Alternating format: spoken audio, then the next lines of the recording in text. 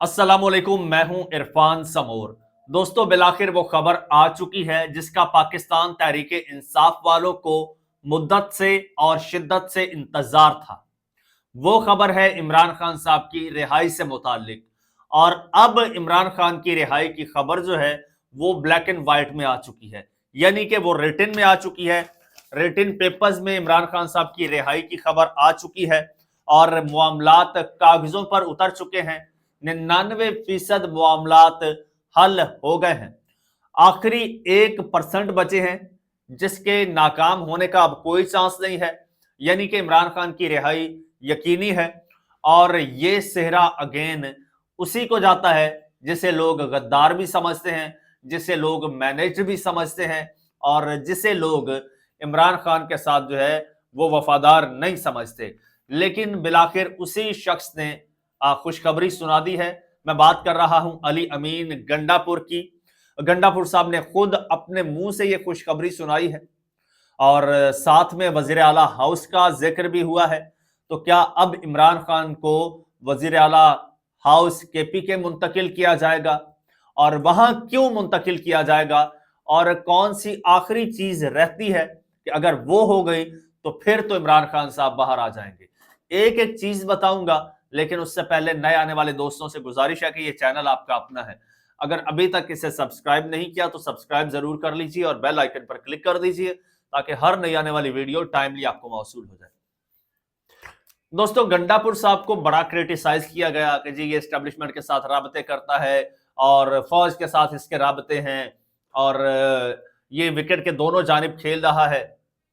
फिर बुशरा बेगम वाले मामले पर बड़ी तनकीद का निशाना बनाया गया। फिर जब उनको सूबाई सदर के ओहदे से हटाया गया है तब तो बहुत ज्यादा।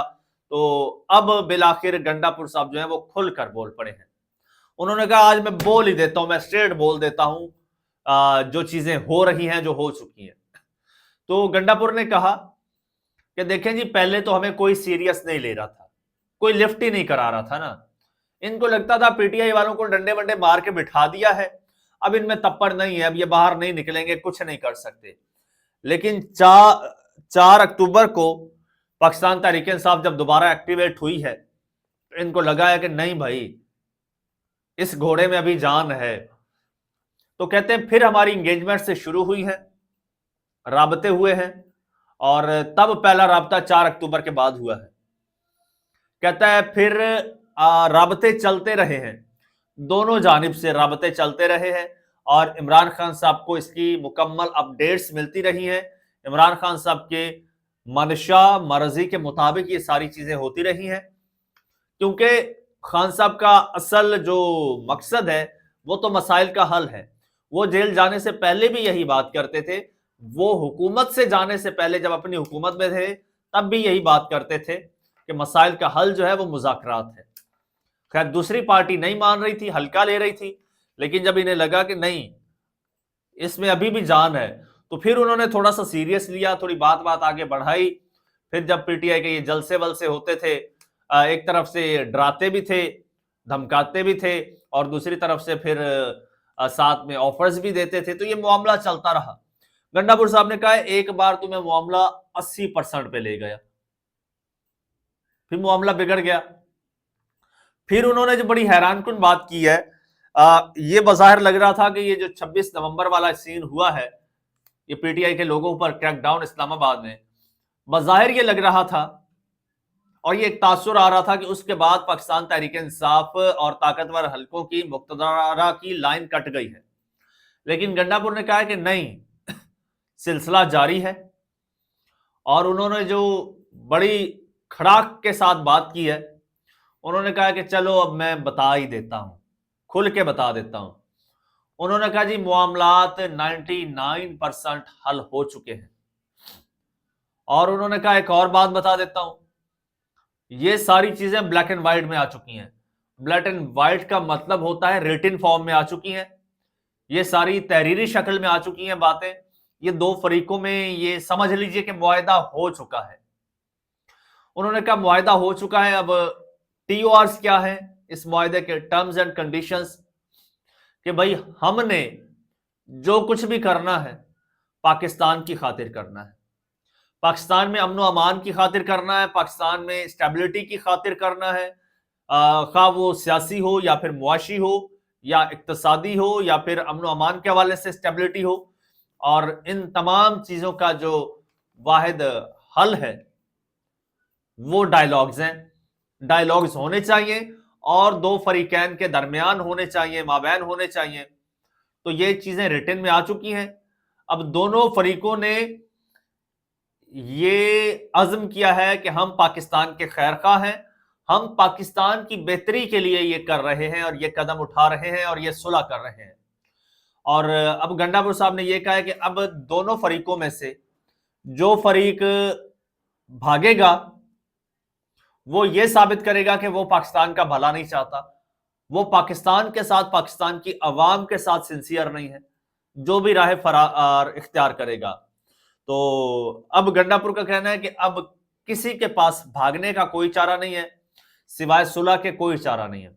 अब उसने कहा कि जी 99% मामला तय हो गया है, अब 1% क्या बचा है?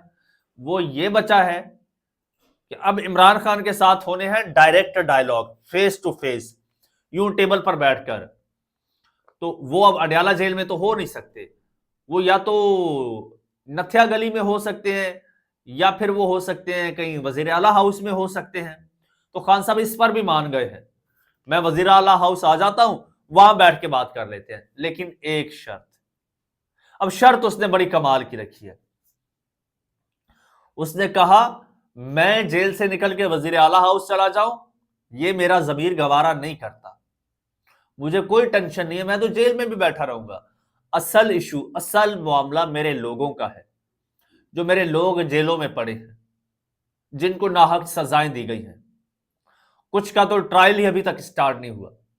इमरान खान ने कहा है मेरे लोगों को आप रिहा कर दें, मैं वजीर आला हाउस आ जाता हूं, मैं नथिया गली आ जाता हूं, मैं रावलपिंडी आ जाता हूं, मैं इस्लामाबाद आ जाता हूं, मुझे जहां कहे मैं आ जाता हूं, बैठ के बात कर लेते हैं, फेस टू फेस बात कर लेते हैं।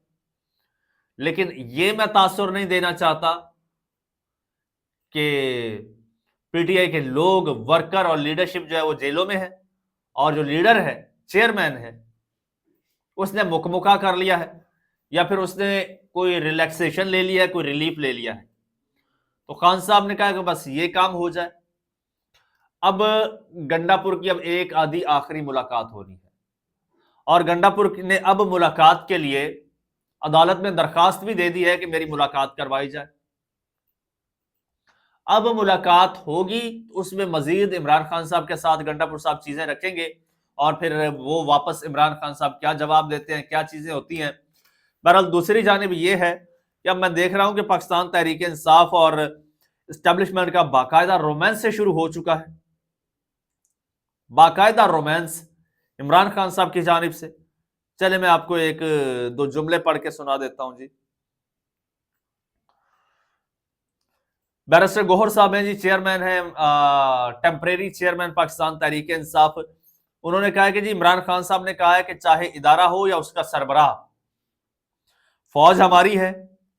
उन्होंने कहा कि पार्टी का इस वक्त एस्टेब्लिशमेंट से कोई राबता नहीं है, पार्टी का नहीं है, गंडापुर साहब का है, वो एतराफ कर चुके हैं।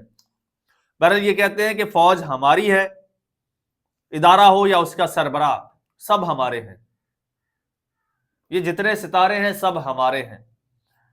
और उसके साथ साथ सिर्फ ये नहीं, ये है जी शिबली फराज साहब हैं जी, उन्होंने भी कुछ इससे मिलता जुलता ही बयान दिया है। तो बहरहाल अब ये सिलसिला शुरू हो चुका है। अब जो कल के हरीफ थे आज हलीफ बन रहे हैं और जिनसे मुखालफत सी थी उनसे अब दोस्तियां बढ़ रही हैं। तो अब ये मामलात जो हैं ये सेटलमेंट की तरफ जाते नजर आ रहे हैं और गंडापुर साहब ने तो कह दिया कि ये सेटलमेंट हो चुकी है, बस एक दो आखिरी फॉर्मेलिटीज बाकी है। तो जो भी मजीद डेवलपमेंट होगी इंशाल्लाह आपके साथ शेयर करेंगे। उसके लिए जरूरी है कि चैनल आपका अपना है, इसे सब्सक्राइब कर लीजिए, बेल आइकन पर क्लिक कर दीजिए और मुझे इजाजत दीजिए। अल्लाह हाफिज।